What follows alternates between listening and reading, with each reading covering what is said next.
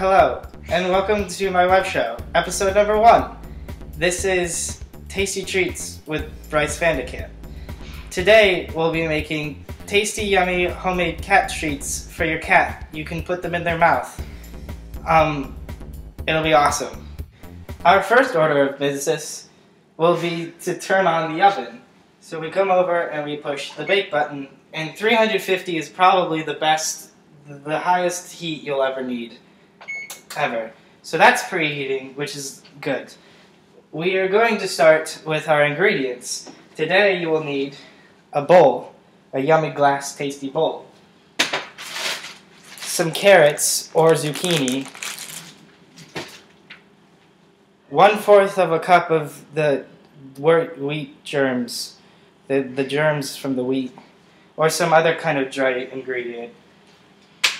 A package or a can, 6 ounces of beautiful tuna that we got right from the ocean in my backyard. And, well, probably be good to have a tablespoon of flour that I already got out of the container. And 2 tablespoons of milk. And I would show you the milk, but it would spill all over my feet. And I don't like it when my feet smell like spilled milk. So now that we have all of our ingredients, it's time to follow the order of operations. Just like math!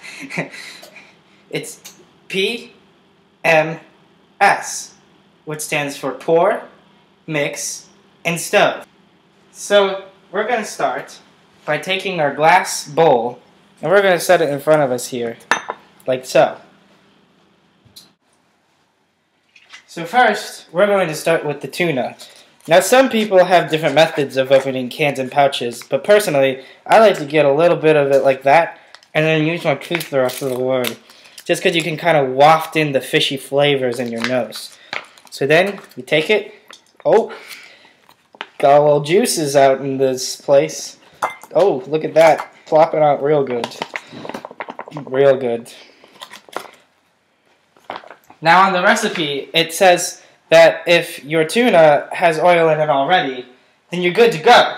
But mine doesn't, so I'm going to put a little bit of vegetable oil in. So, we take our, oven's ready.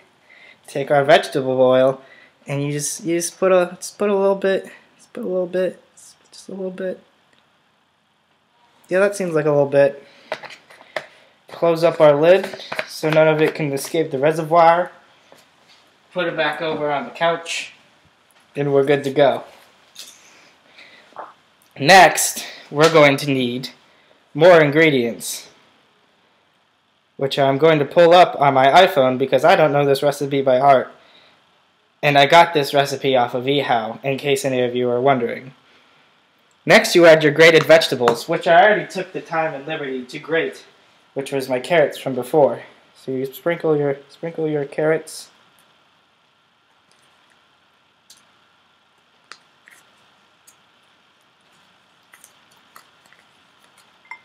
Sprinkled. Done with that. Next, we add the flour. And you can also add your dry ingredient, or my choice was wheat germ.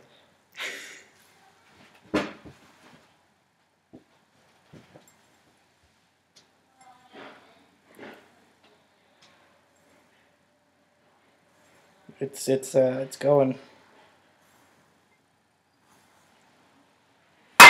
Done with that.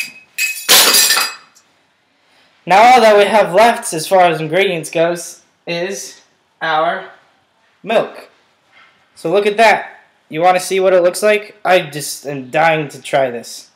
We have step 1 of the order of operations. Pour. Here's a closer, better look at what our treat's supposed to look like so far. Next part on the order of operations, or PMS, is mix. Now, I'm not like most people where I use a spoon. I use an unconventional way of doing it, and that's with a I forgot what it was, but it's a knife, so that's okay. We're going to stir it now. This looks like Grandma's homemade cooking. Do you hear that splur? Just listen to it. I can hear the cats lining up in my backyard right now. Gotta make sure you stab the tuna a little bit, get those big old chunks going.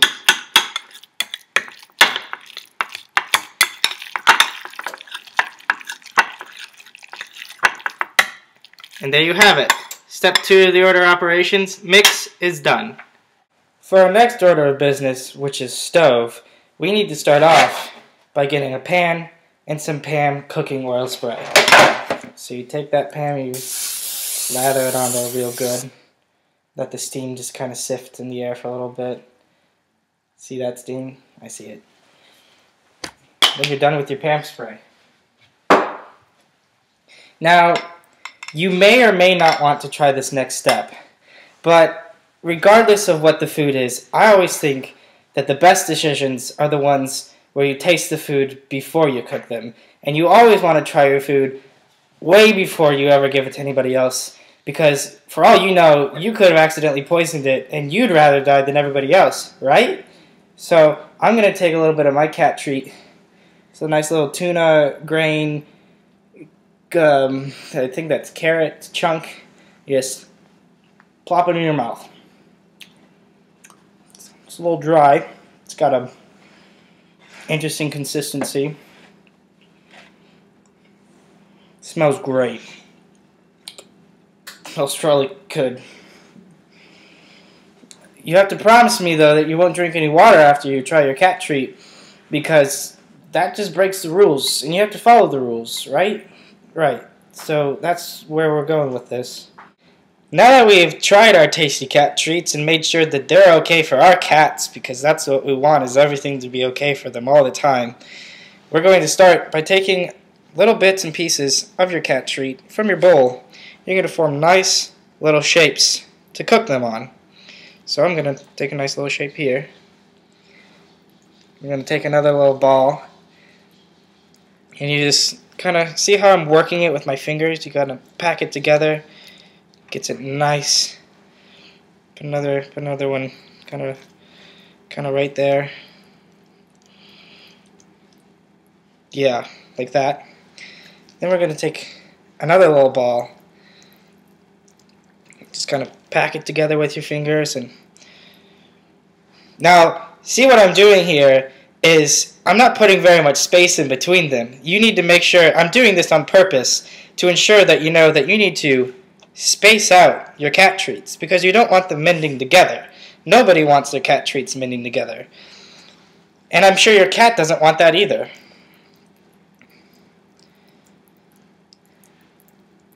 I love the feeling of tuna and milk in my hands.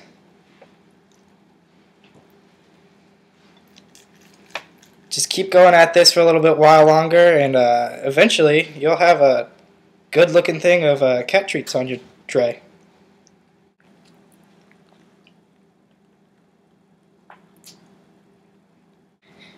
And look at that. We have a super nice tray of 12 evenly spaced, nicely sized cat treats. But wait, there's more. We have to cook these cat treats in something that I just recently learned is called a stove. There is my stove. And guess what? We already preheated it. So that's good. So now, what you're going to do is you take your tray of cat treats, you open your stove up, you plop them in there nice and good, close up your stove. Next thing you want to do is, you should probably cook them from somewhere between 10 and 20 minutes. So 15 would be good. And then we wait 10 to 15 minutes, and we can get out our cat treats and be like, wow, look at these cat treats. All of the cats will be in my backyard. And I just cannot wait. Can you? Have a cat, have a cat. Look how excited he is for his treats. He's a hover cat. Have a cat. Super hover, hovering cat. Have a cat, have a cat. Super excited. Have a cat.